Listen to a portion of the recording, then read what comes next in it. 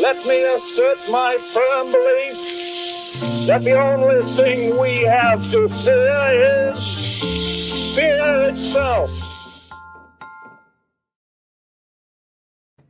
Everybody, it's Joe Trippi here, Democratic strategist and host of That Trippi Show. And with me is the other Joe, celebrated journalist Joe Klein. Joe's been covering political campaigns just as long as I've been running them. In fact, maybe even longer. But I'm not sure if we're going to agree today about how the year went in 2025. But that's where we're going to start. So what do you think, Joe? Well, yeah, I've been covering political campaigns since before you were born, just about. I mean, I Yes, did. probably. I spent. I did 11 Iowa precinct caucuses, and I think that when I added it all up, I spent more than 2 years of my life in Iowa, and it was almost always winter. So, although there were those state fairs, but as to this year, I this was a year more dominated by a single person in every aspect of our lives than any year that I can remember. This was Donald Trump in full flight, more so even than his first term, because this time, sadly, he had a better sense of what the job was. He had no sense of what the job was in 2017. And he surrounded himself with some competent managers. But having said that, I think that recent months, recent weeks, have shown us a very, very unhinged version of Donald Trump, who was pretty unhinged to start out with. And it was a terrible year, not just because he exacerbated some of the worst situations we have culturally in this country by the ICE raids and the anti-immigrant policy. He really divided us more. There's nothing that Donald Trump has ever done that united all of us as a country. Nothing. And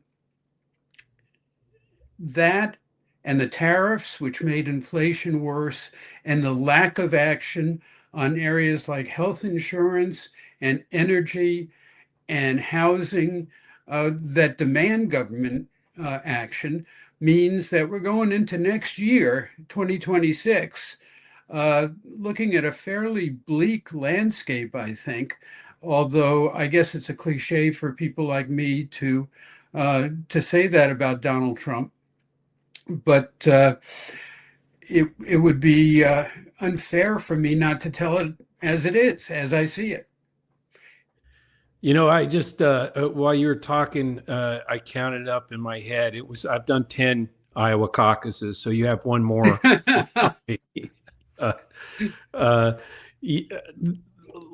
Look, I would agree with a lot of that. Obviously, Trump's gotten worse over the year, as divisive and as hateful as he was, and his policies were at the beginning. They've gotten worse.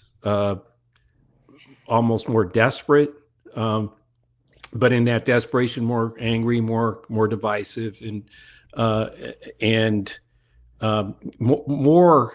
I mean, pushing the boundaries of the Constitution, which he broke several times, and now he's breaking, on an everyday basis. So I agree with all that, and the fact that meant economically things have gotten worse and probably are going to continue to get worse next year. But politically, I think it started off pretty dark, and there have been a lot of hopeful signs in the last few months, in terms of election results, in terms of what people, the number of people who have who've moved away from support for MAGA in terms of the elections that we've seen, where Democrats are clearly outperforming, recent past cycles in Virginia and New Jersey and Georgia and a whole bunch of other places. I think the candidates that are running, like people like Doug Jones, who's decided to run for Alabama governor, that we haven't seen too many of those. I mean, I think the candidates that are filing and are taking the jumping in to try to do this fight in 2026 is pretty impressive as well. So I think politically things have gotten better than I thought they would be at this stage. And I know I don't know what you think about that, Joe, but I agree with you on the fact that I also expect 2026 for Trump to get even worse and his policies to get even more harsh and more desperate as he and more to really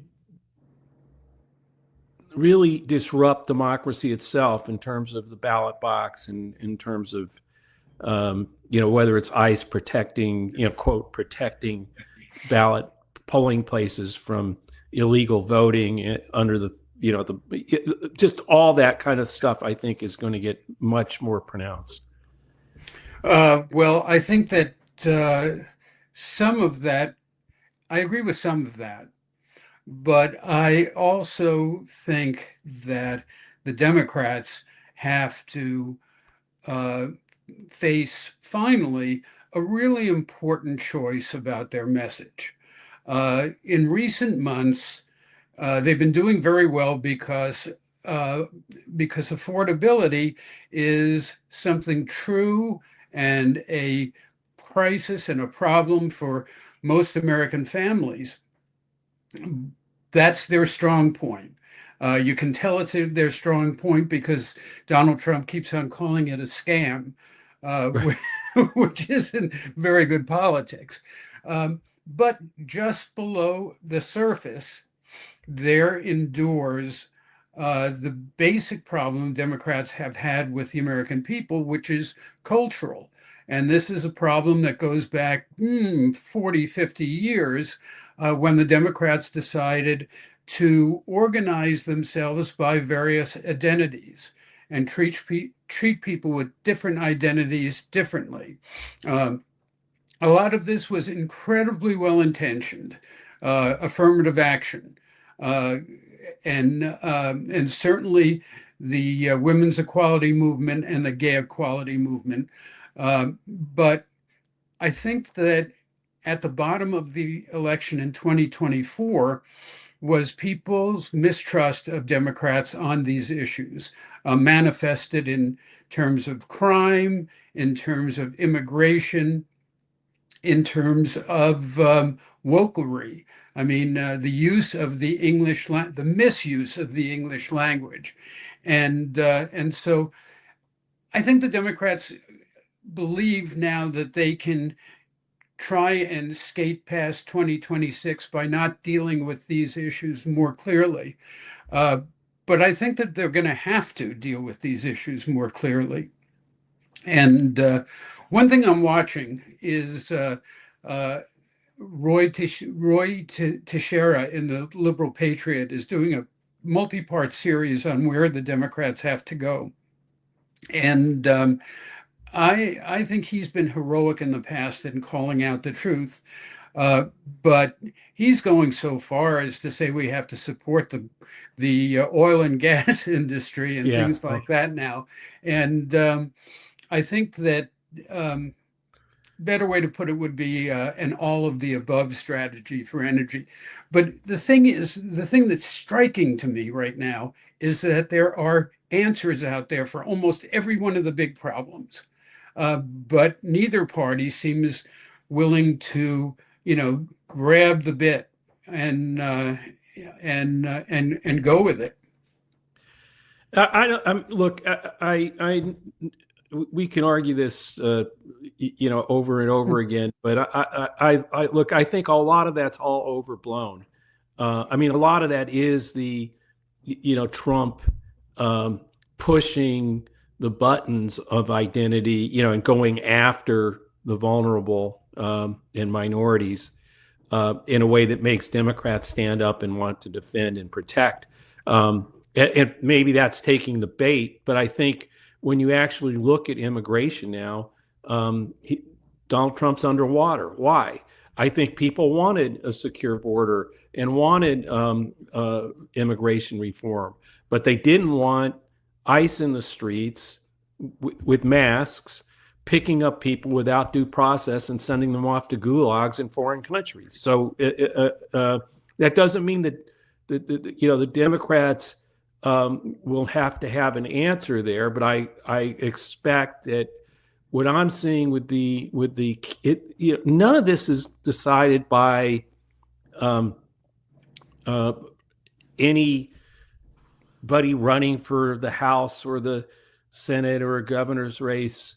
I mean, look, the difference between where Abigail Spanberger may stand on some of the issues you just brought up, Joe, or different maybe than where Mondami is.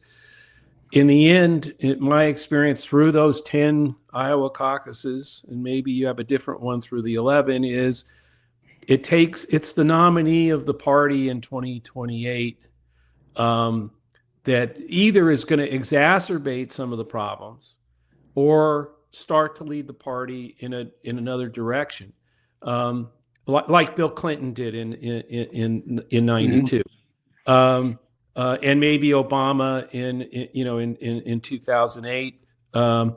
Again, it's those presidential candidates, I think, that are able to galvanize a coalition, either a winning one or a losing one, but that decides it.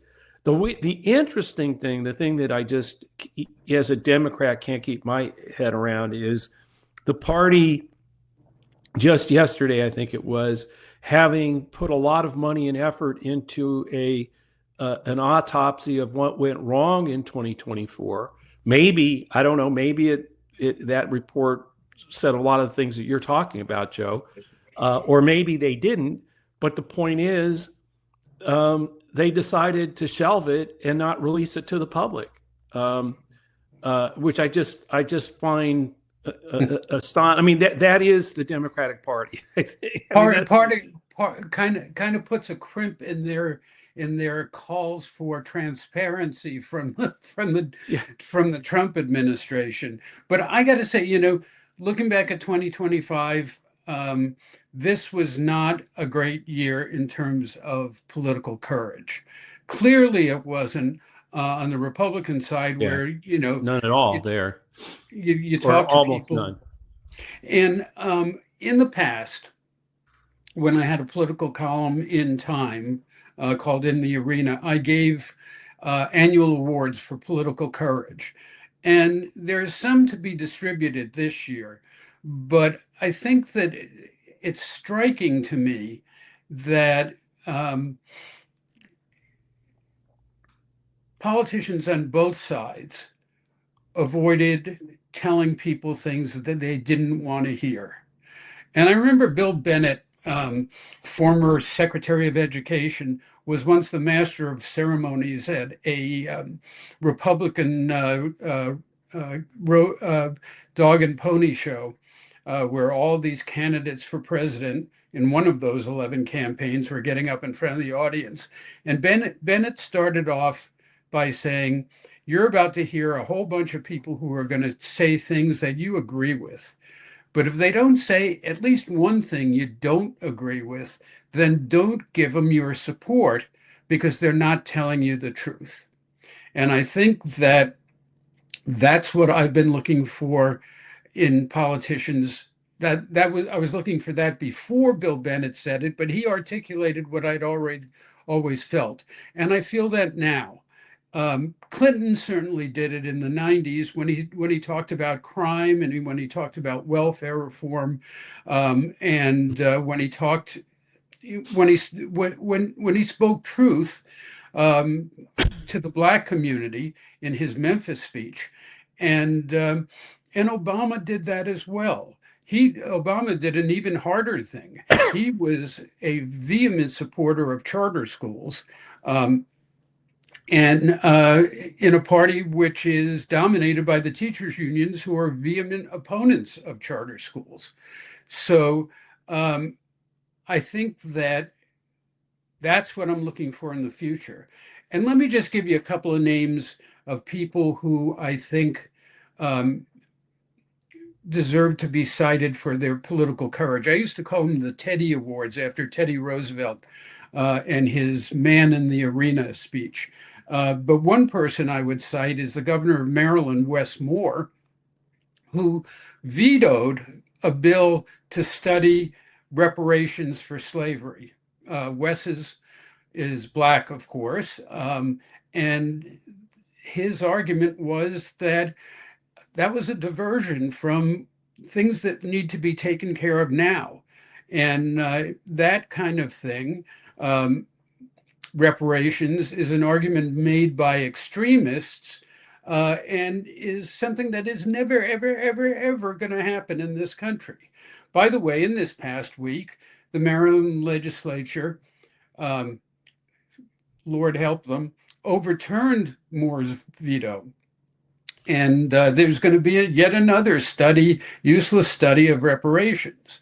Another person I'd like to cite is Congressman Don Bacon, who is leaving us. And by the way, that was one of the big trends of the year, Joe, was politicians, especially admirable politicians like Don Bacon and Jared Golden of Maine, deciding to quit because it's just become too dangerous to be a politician.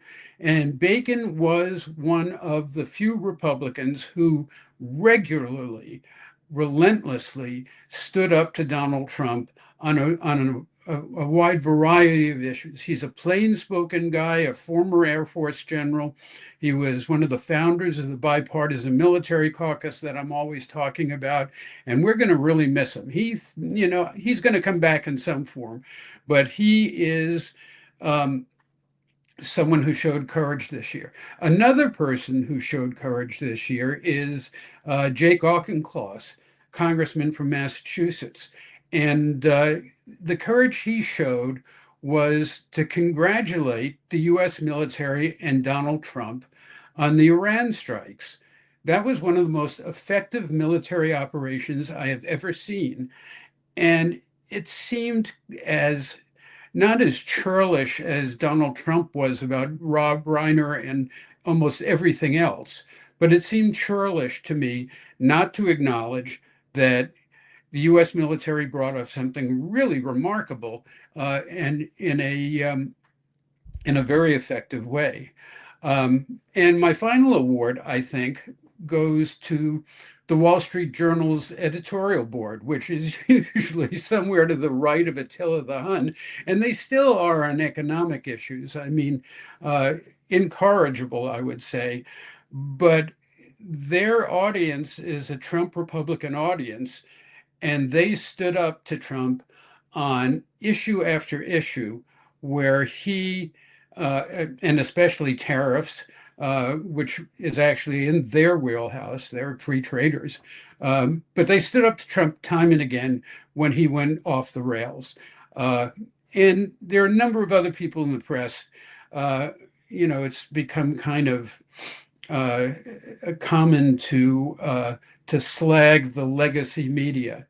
But there are an awful lot of very courageous journalists out there who have been doing their job this year. I got two or three, actually three from the same thing. I think Ro Khanna, Marjorie Taylor Greene, Massey, and they're pushing forward with the discharge petition on the Epstein files. Ro, I know. I mean, just working with Republicans. I mean, it was they all took a lot of incoming comments and attacks on social, and of course, no one thought that they could pull that off, but they did. And as much as some people might not agree with Ro on issues, or I might not agree with Marjorie Taylor Greene on much of anything. They did something that just doesn't happen very often. I mean, they took Trump on something he did not want to have happen, and got enough signatures in his party. I mean, literally forced that to be along with the survivors, of course, who had a lot to do with it.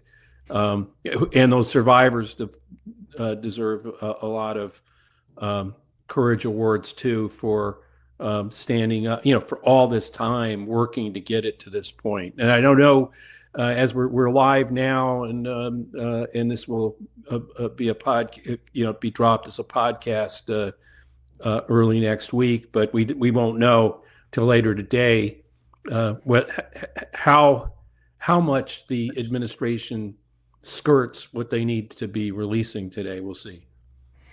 Yeah, I'm waiting to be impressed by it, but I'm not sure Right. I will be. I have this deep fear that anything interesting there, except for that which involves Democratic-leaning public Right. figures, is going to be scrubbed. Really interesting story in the New York Times yesterday about Trump's incredibly close relationship with Epstein over the years. And, they weren't drinking buddies because neither of them drinks. There were other things going on there, and it had to do with young women. So we will see whether any of that emerges by the end of today. Marjorie Taylor Greene is an interesting case, and I neglected to mention her, and I was on the cusp of doing it, but there are so many things that she believes in that are truly nutty. Yeah, I agree with that that. it's hard to give her a Teddy Award because Teddies go to sanity.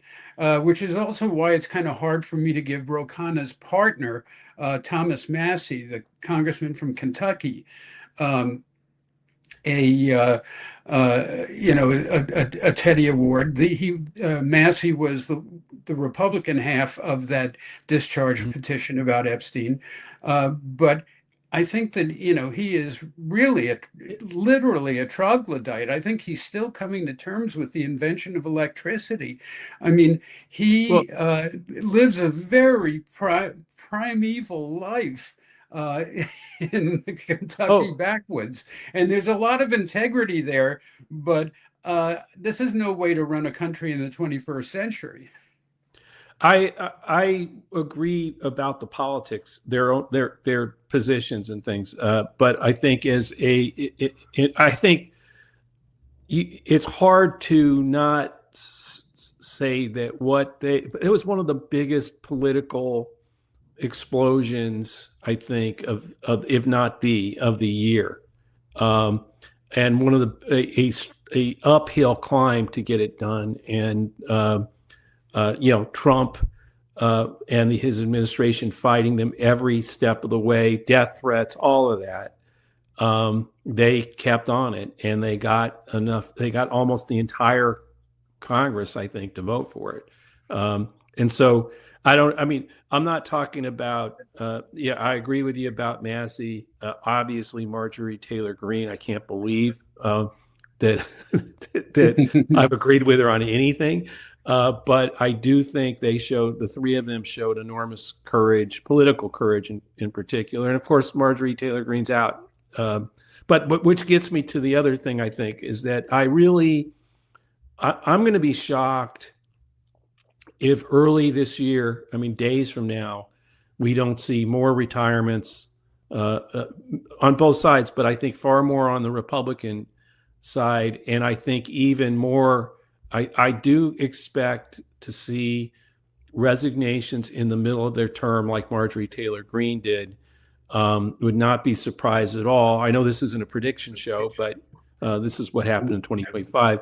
But I would not be surprised at all if Johnson doesn't have the votes to hold the gavel sometime in January or February. Hey, Joe. There's another trend in the Democratic Party, which I think that you probably have some interesting thoughts about, which is the tendency of young primary challengers to establish politicians. We just learned that Benny Thompson, who I wrote about many, many, many, many years ago when he was first elected from the Delta from the Mississippi Delta District is going to get a very young challenger this year, because he's now almost my age, which is, well past the sell-by date for politicians. I think I'm 79. And what do you think, Joe? Why is this happening? And is it going to be more of a trend in 2026? I think it's happening in both parties. I mean, it's definitely happening with Democrats. You're seeing it with Seth Moulton against Markey in the Senate race up there. Mondami, obviously, in the New York City race. Look, I think Nancy Pelosi, I think, did the right thing and stepped aside, and it doesn't mean she won't. It's going to be interesting to see what happens in their districts. But I think the leadership of the party and a lot of the chairmen and others who've been there for years and years and years, and that's why they are the chairman of the committee or the ranking member. A lot of them have held on for way too long in both parties, by the way. I mean, I think that's part of the whole seniority system in the House and the Senate. That's sort of why everybody who's, in leadership is, Nancy did that by withdrawing from the speakership, and Hakeem Jeffries, regardless of what people think, whether improvement or not, could he be as good a speaker as Nancy? That'd be tough. But, there's younger members are rising. And I think that's just the boomers writ large have hung on for way too long, including But we were so brilliant. We were such a brilliant generation. I mean, we did so well. We created this mess. One other person we should mention in 2025, and as you said, this isn't a prediction show because I don't do predictions because there's no surer route to seeming stupid if you're a journalist than to predict things. We suck at that. But one person we should take note of is Chuck Schumer, who had a very bad 2025. First, not shutting down the government in the spring, which I agreed with, then shutting down the government in the fall, which I didn't agree with. It was interesting. Perhaps the most symbolic act of Chuck Schumer's year was not endorsing Zohran Mamdani, or not even mentioning him, not saying, I don't want this guy to be mayor of New York. It was a paralytic year for Chuck. And here I go breaking my prediction rule, but I think he's going to face a very stiff challenge in 2026. And it may be coming from Alexandria Ocasio-Cortez, who is not merely an ideologue, and she is an ideologue, but she's also a pretty estimable politician, a pretty compelling politician. And if she challenges Schumer in the primaries for that Senate seat, I think that that'll be the race of the year, the primary of the year. Well, look, I think it's not just that she has, I think, become much more pragmatic. I mean, as she's been in Congress, understands what you need to do to get things done and to work on things. I think the ideological side of her is there, but she understands that you have to find compromise and be more pragmatic to get something done. And she's, I think, grown a ton over, since she's been in office. I just think there's forget about even the ideological differences. I think the age thing, the people want change. They want younger people in. They want people like Chuck to do what Nancy Pelosi did. And I think it's, I don't think that's a far one. I don't know if that race will materialize, but if it does, I think it will be. I agree with you. It'd be the hottest race of the year. And I don't think if that happens, I'm not sure Chuck Schumer will stand for re-election if that kind of challenge pushes through, but we'll see. Yeah. Well, I'm trying to think right now whether there's anything I really, really, really loved in 2025. I loved the fact that my old traveling companion, the blues man Taj Mahal, put out a new record with Keb Mo. And I love the fact that there's this very, very talented singer-songwriter down in Austin named Terry Klein, who shares my DNA, who put out an album this year that is now number 7 on the alt country charts. It's called Hill Country Folk Music. And I also loved the series Adolescence on Netflix, which was a 4-part series about a child who does something unspeakable. And and that hits very close to home to a lot of the things we've been seeing, the unspeakable acts, incomprehensible acts that we've been seeing this year. And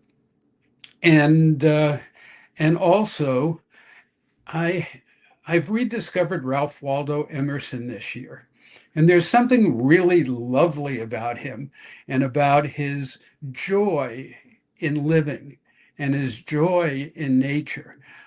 Today in the Washington Post, Dana Milbank did a piece about the experience of awe when you go to a museum.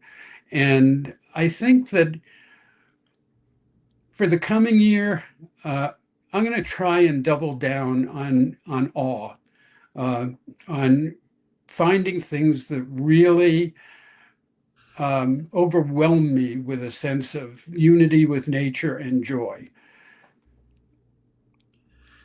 Yeah, I think for me that, look, there's a lot of things that, I thought that election night in Virginia, New Jersey were nights that gave me a lot of, and I think hope, a lot of other people, hope and energy going into 2026. But that Doug Jones decided to run for governor of Alabama, I just love that. And I was there election night in 2017, obviously, and I was fortunate enough to be down there helping him on his announcement on December 12th, the 8th anniversary of that victory. And the explosion of energy in that room was just like it was in 2017, and you could feel it on the ground there.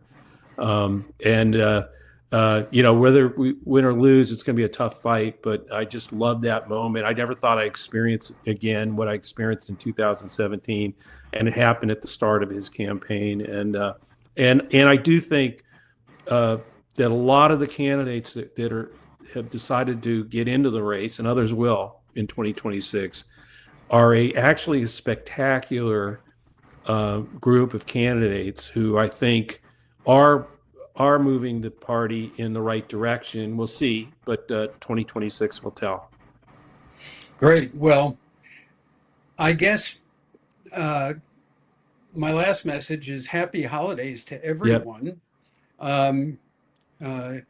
Don't indulge too much, but indulge some. Joe and I have been known to indulge, and we'll be doing it in proximity soon. Yeah, Joe. Yes, we will. Yeah, the Winter Sanity Shack in Key West. Yeah. Look forward to seeing you, Joe. Everybody have a great holiday. Merry Christmas. Whatever you celebrate, have a great holiday season.